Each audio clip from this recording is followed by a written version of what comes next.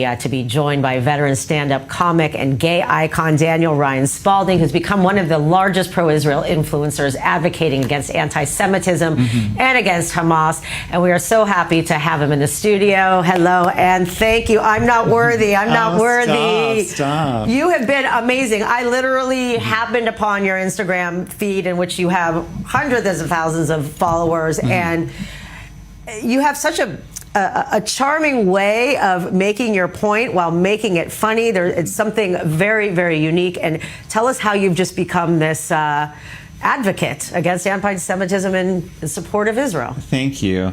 Well, I really am in support of all of humanity and Western civilization. I am not Jewish. I grew up in Canada, and then I've lived in Europe the past 12 years. And I became friends with Israelis when I lived in Berlin. Before I had come to Israel, I didn't really know much about the country and the conflict. And what I did know was very different from the reality. Picking up things in the news and the media, conversations about Israel, I had no concept of the fact that Palestinian leadership were terrorists. Wow. The way it had been explained to me was there's Palestine and there's Israel, and Israel oppresses Palestine, Israel oppresses Palestine. And that's because of an intentional indoctrination that's been going on for decades to distort the reality of this situation. The truth is, Hamas is a terrorist regime, and the occupation in the West Bank is there because of terrorism, and Palestinian leadership agreed to the occupation. It's not an apartheid colonialist state.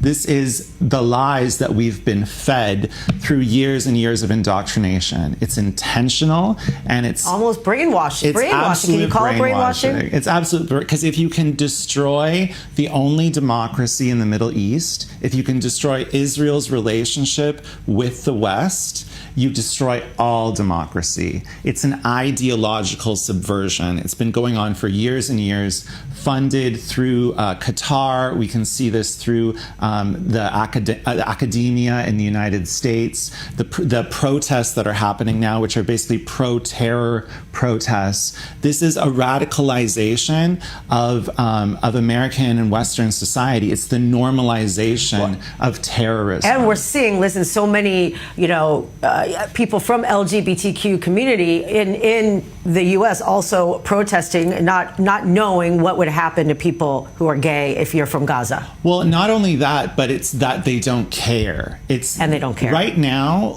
we are in this very toxic, sick sort of society where people don't have empathy for each other, and people don't really have morals. I think that the West right now, we don't have patriotism anymore. It's been this long, slow descent into demoralization.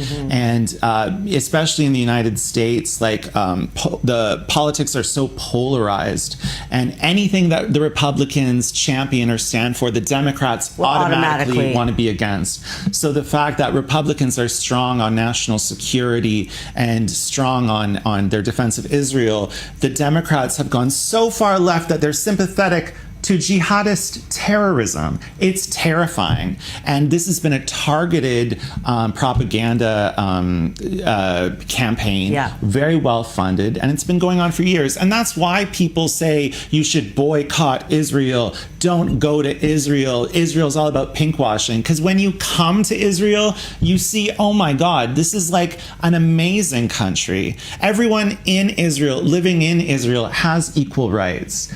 People in Gaza and in the West Bank, they don't live in Israel. They live in Gaza and the Palestinian Authority. That's why they're not citizens of Israel. Israel can't give rights to people that aren't citizens of their country. It's so amazing how you've been able to learn so much about it. I want to show a quick clip from one of your posts in reference to Jon Stewart and Dave Chappelle. So take a listen.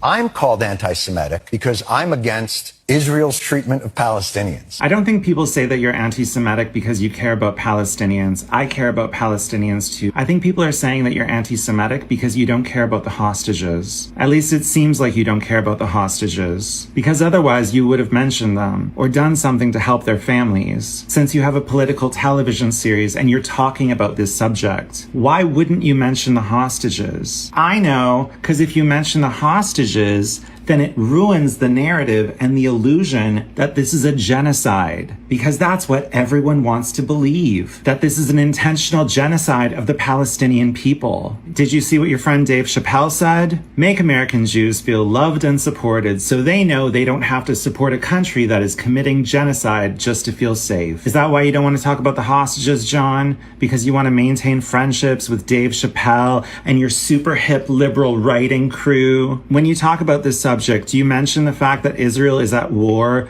with a terrorist regime?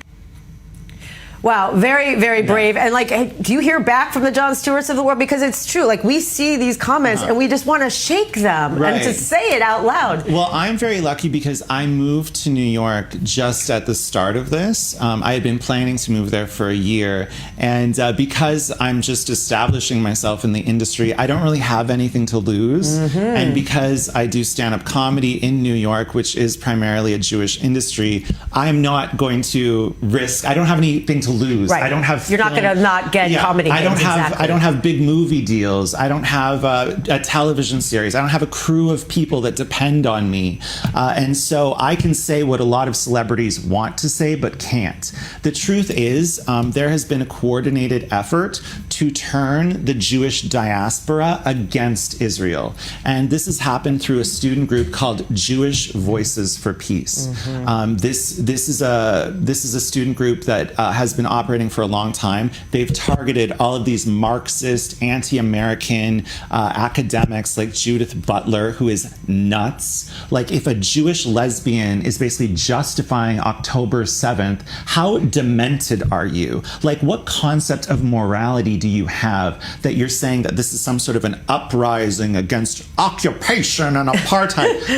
F off. Honestly, it's ridiculous. It was a terrorist attack. And this is all about the normalization of terrorism. People don't realize Hamas is funded by the Islamic Republic of Iran. They want to take down Western civilization. All this stuff about ripping down, like, kidnap hostage posters. This is all about the normalization of terrorism. That's what anti-Semitism is. It's a way, it's an ideological tool to change people's perceptions of reality and morality. And the fact that people don't see it and the fact that people aren't calling it out is even more disturbing, because this is about all of our safety. This is about the whole world. And it's up to gay people to say, no, I am standing up to this. I care about human rights. I care about the rights of Palestinians. And I care about that I don't want them to be living under a terrorist regime. I want them to have a chance at a good life. I've become friends with a Gazan who's spoken out. His name is Hamza Hawadi, and he's one of the only young Gazans speaking out. He's in exile right now, and he's amazing. Wow. I truly believe if we can expand the conversation to be about human rights, we can make a difference. All right, from your lips to God's ears, keep up the good work, and we love you. Thank you so much for coming in, and please stay here and move here. I might have to.